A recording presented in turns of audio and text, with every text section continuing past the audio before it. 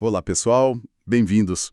Hoje, a nossa análise é quase uma investigação, sabe? Em um mundo cheio de gurus, coaches, líderes, como é que a gente separa o conselho bom daquele que, bom, pode levar tudo por água abaixo? É a pergunta de 1 milhão, né? Exato. Como saber em quem confiar no meio de tanto ruído? E para essa nossa investigação, a gente vai partir de uma fonte bem interessante. A transcrição de um sermão sobre uma figura histórica, o profeta Jeremias. Ele foi, na prática, um detetive da verdade da sua época. A ideia é tirar lições práticas da experiência dele. Exatamente. A gente vai usar a história de Jeremias não como, sei lá, uma aula de religião, mas como um estudo de caso mesmo, sobre integridade e engano. O objetivo é decifrar os padrões, sabe? As pistas que diferenciam um guia confiável de um manipulador. E isso vale para tudo. Para tudo, um chefe, um influenciador, um político. A fonte descreve como um case de sucesso espiritual, mas, no fundo, é um guia de como se manter são no meio do caos da desinformação. Ok, então vamos começar pelo maior desafio que a fonte já aponta logo de cara. O engano raramente tem cara de engano. Um falso profeta, um mau líder, ele não chega com uma placa no pescoço. Pelo contrário. Pelo contrário. O texto descreve essas figuras como super persuasivas, que usam uma voz embargada, carregada de emoções. Eles criam um clima, sabe? Onde questionar parece até falta de respeito. E a psicologia por trás disso é fascinante, né? Em qualquer ambiente com um mínimo de confiança, a nossa tendência é dar o benefício da dúvida. Ninguém quer ser o cético, o chato. E a emoção é a ferramenta perfeita para explorar isso. Desarma a gente. Completamente. Um discurso emocionante desarma o nosso lado crítico. A gente sente uma conexão e assume que essa conexão significa verdade. É uma cilada. A fonte traz uma história pessoal do pregador que ilustra isso muito bem. Ele conta que, no início da jornada de fé dele, um missionário mais experiente chegou e profetizou algo bem específico. Uhum. Disse que ele jamais seria usado por Deus no Brasil, seu próprio país. Só lá fora. Imagina o peso disso para um jovem. Nossa, imagina. É uma palavra que pode definir o rumo de uma vida. Mas o que eu acho brilhante na análise dele é como ele percebeu o erro. Não foi um arrepio, uma voz interior. Foi a lógica. Foi a lógica. Ele conta que uma lâmpada amarela acendeu porque a profecia batia de frente com a realidade. Ele já estava vendo pequenas coisas acontecerem através do trabalho dele ali no Brasil. Exato. A profecia basicamente dizia: ignore as evidências que você está vendo com os seus próprios olhos. E mais que isso, ignoravam o princípio que ele conhecia, de ser fiel no pouco para receber o muito. A profecia soava grandiosa, né? Você vai para as nações. Mas na prática desqualificava o trabalho presente. É, faz todo sentido. A lição aqui é poderosa. Nossa intuição pode ser enganada, mas a realidade e os princípios sólidos são um filtro bem mais seguro. Ótima primeira pista para o nosso manual. Mas e quando o sistema inteiro parece dizer a mesma coisa? Aí a fonte apresenta a figura de Jeremias, e a descrição é forte. Um homem sozinho contra tudo e todos. Pois é, o rei, a elite religiosa, os outros profetas, todos, segundo o texto, formavam um sistema corrupto. Era a voz dele contra o establishment. E aí vem a pergunta: o que diferenciava a voz dele? Por que a dele era a verdade e a da maioria era mentira? A fonte usa a expressão viver no conselho do Senhor, mas a ideia por trás é universal. Que seria? Que a bússola moral dele não vinha da opinião pública, do que era popular, vinha de princípios fixos. Ele estava alinhado a uma missão maior, enquanto os outros só gerenciavam a própria popularidade. A diferença entre convicção e conveniência. Perfeito. Os outros profetas, como diz o texto, falavam de suas próprias mentes, visões inventadas. A mensagem deles era um produto do ego, customizada para agradar a plateia. Um discurso populista, basicamente. A de Jeremias era dura, impopular, mais consistente. E as consequências de ignorar essa voz foram, desastrosas. A nação foi para um cativeiro de 70 anos. E aqui o pregador faz uma reflexão que me pegou. A gente não precisa sofrer para aprender. Forte isso, né? Muito. A dor não foi um acaso.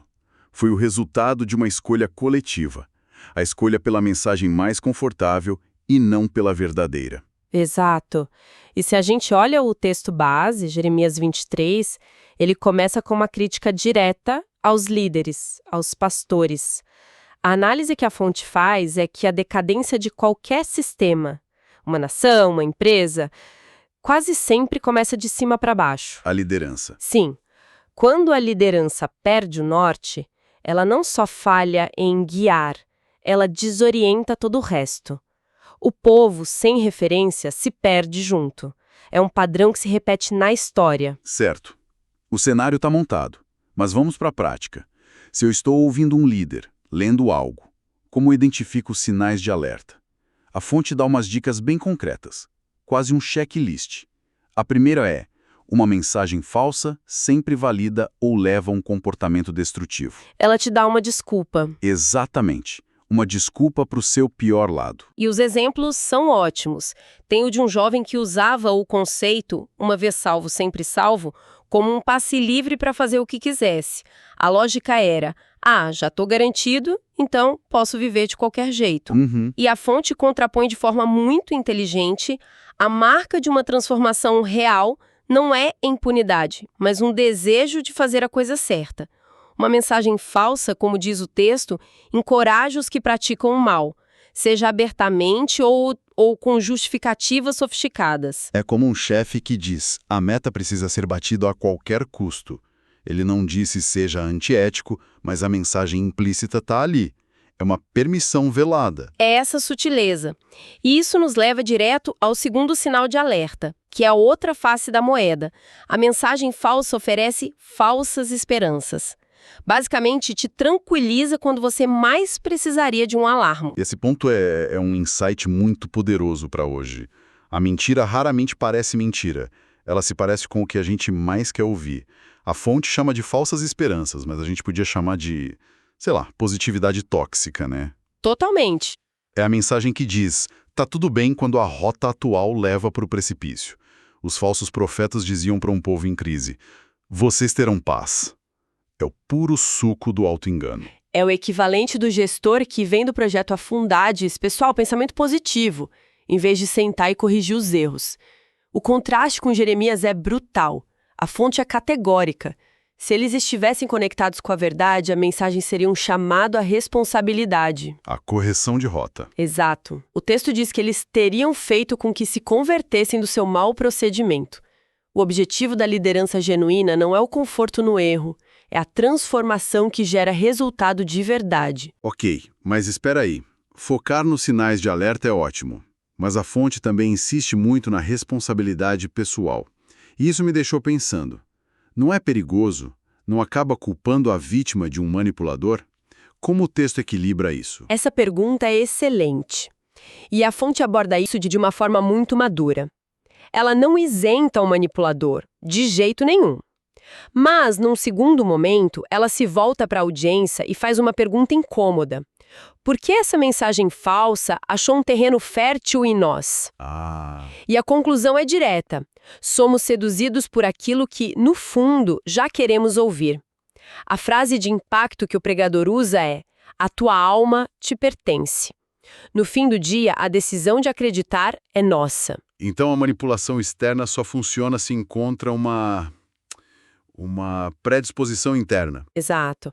E a analogia usada para isso é talvez a mais forte de todas. Judas Iscariotes. Pensa bem, ele passou anos ao lado do que seria o mestre perfeito.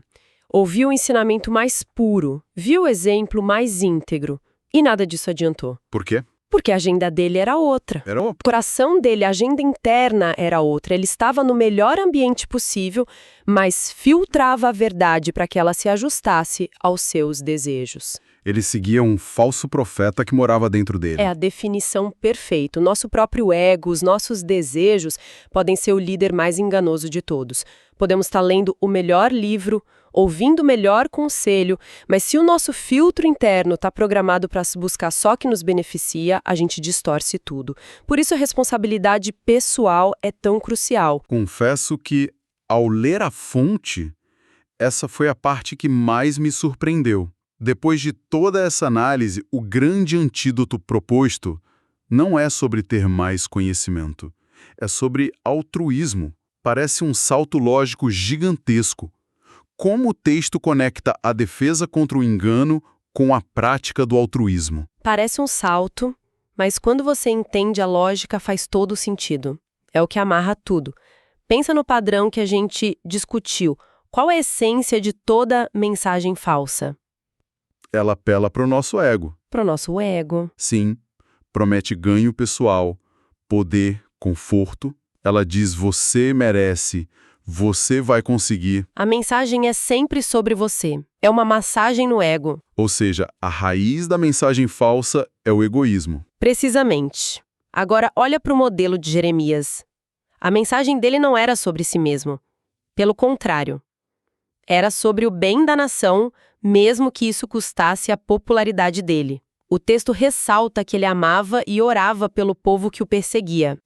Esse amor abnegado, esse altruísmo, é a evidência máxima de uma conexão com uma verdade que transcende o interesse próprio. E uma pessoa que cultiva isso estaria, de certa forma, vacinada contra mensagens egoístas. Exatamente. Se o seu foco está em servir, em contribuir, uma mensagem que só fala sobre o seu ganho pessoal começa a soar vazia, falsa. Você desenvolve um tipo de detector de egoísmo. A fonte vai ainda mais fundo, dizendo que o teste final do cristianismo genuíno é amar até os inimigos. É um ato radicalmente altruísta. Que o egoísmo não consegue imitar. Não consegue. Por isso, o altruísmo não é só uma virtude moral. É uma ferramenta cognitiva, um filtro para discernir a verdade. Uau! Isso muda a perspectiva. Não é só sobre o que se acredita, mas sobre o tipo de pessoa que as suas crenças estão te tornando. Então vamos amarrar as pontas. Começamos com a sutileza do engano, vimos o modelo de Jeremias, o poder dos princípios firmes, identificamos as pistas, mensagens que justificam o erro ou vendem falsas esperanças, e mergulhamos na nossa responsabilidade, no perigo do nosso próprio ego. E chegamos a essa conclusão surpreendente de que a melhor defesa talvez não seja intelectual, mas de caráter. O que me deixa com o pensamento final, que a fonte resume numa frase. A citação é: todo falso profeta nos ensina a sermos egoístas e todo profeta de Deus nos ensina a sermos altruístas. E essa é a reflexão que fica, para além das palavras, das promessas. A pergunta fundamental talvez seja: que tipo de caráter essa mensagem, esse líder, essa filosofia está moldando em quem a segue?